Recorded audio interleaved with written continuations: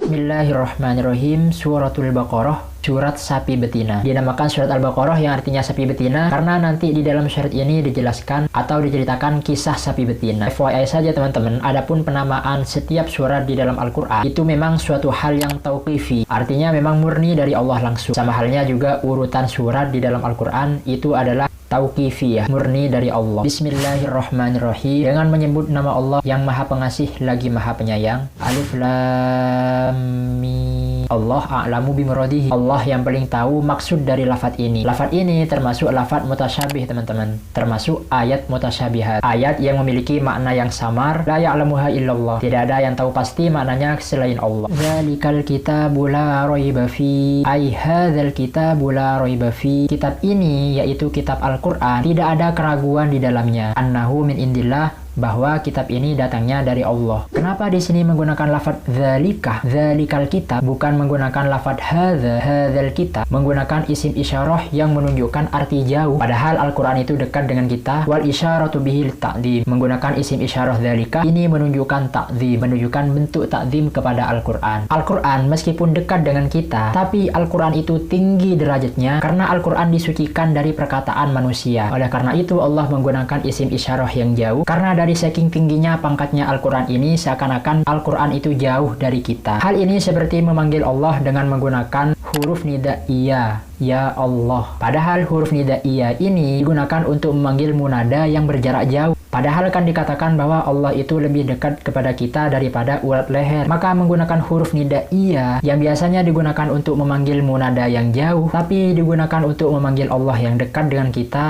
maka itu juga untuk takzim karena dari saking tingginya derajat Allah daripada kita. Oleh karenanya di sini menggunakan isyarah dzalika, bukan menggunakan isyarah hadza. Kitab ini tidak ada keraguan di dalamnya bahwa kitab ini datangnya dari Allah. Maksudnya tidak ada keraguan di sini khusus bagi orang yang mau berpikir dan mencari bukti-bukti. Maka orang-orang kafir yang ragu akan kebenaran Al-Quran ini, mereka mengatakan Al-Quran adalah sihir, Al-Quran adalah kahana. Mereka juga mengatakan Al-Quran adalah asatirul awalin, dongeng umat-umat terdahulu. Mereka ragu akan kebenaran Al-Quran karena mereka tidak mau berpikir dan tidak mendatangkan dalil. Hudal lil muttaqin, dan juga Al-Quran ini sebagai petunjuk bagi orang-orang yang bertakwa. Siapa orang-orang yang bertakwa itu? Di sini ditafsiri as-shairina ila taqwa bimtithalil awamir wa jitinabin nawahi. Orang yang bertakwa itu adalah orang yang mengerjakan perintah Allah dan menjauhi larangannya. Kenapa orang yang mengerjakan perintah Allah dan menjauhi larangannya disebut orang yang bertakwa? Littiqaihim bidzalikan nar. Karena dengan mengerjakan perintah Allah dan menjauhi larangannya, mereka menjauhi neraka.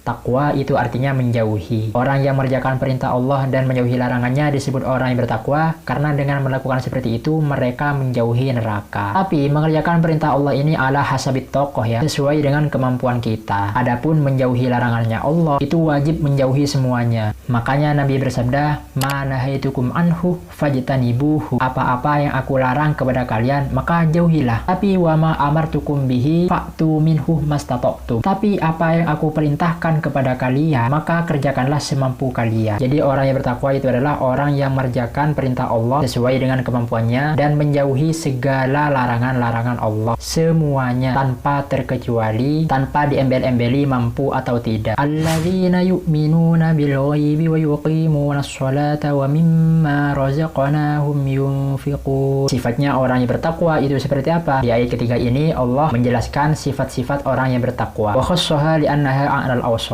Allah mengkhususkan sifat orang yang bertakwa dengan sifat ini karena ini adalah sifat-sifat orang yang bertakwa yang paling tinggi. Apa sifatnya orang yang bertakwa yang paling tinggi?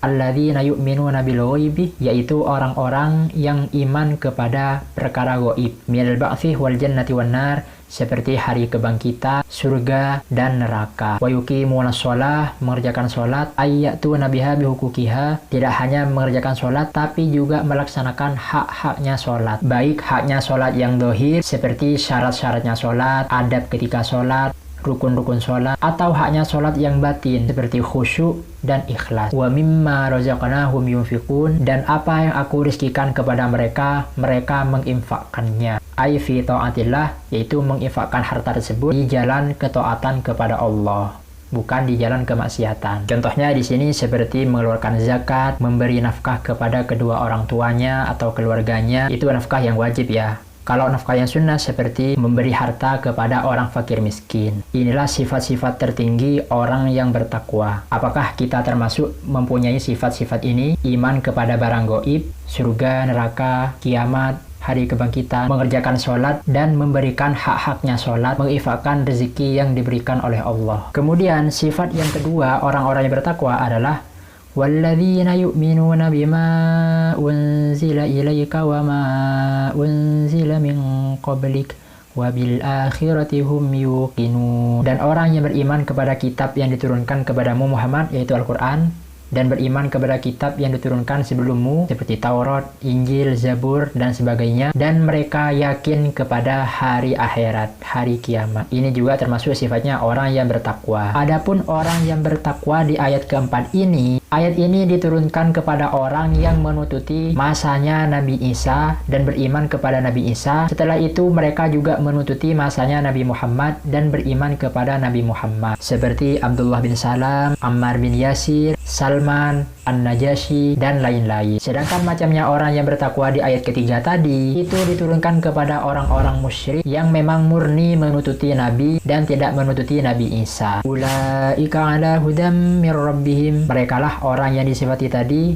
mendapatkan petunjuk dari Tuhan mereka. Wa ulaika humul muflihun. Dan mereka termasuk orang-orang yang beruntung. Ai al-faizuna bil jannah an-najuna minan nar. Beruntung karena mendapatkan surga dan selamat dari neraka.